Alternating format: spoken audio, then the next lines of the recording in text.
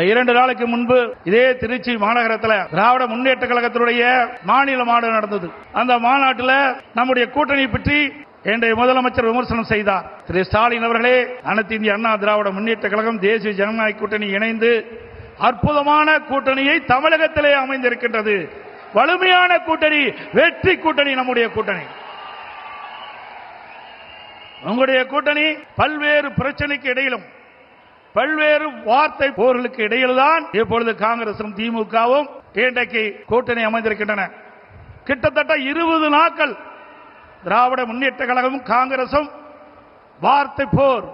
பத்திரிகையில் ஊடகத்தில் வருகின்ற செய்திகள், காங்கிரஸ் திராவிட முன்னேற்ற கழகத்தில் ஆட்சியிலே பங்கு கூடுதல் இட வேண்டும் என்று தினந்தோறும் அறிக்கை, பல்வேறு விமர்சனங்கள், அத்தனையும் தாண்டி கெஞ்சி காங்கிரசுக்கு அடிமையாகி காங்கிரசோடு கூட்டணி வைத்திருக்கிறீர்கள்.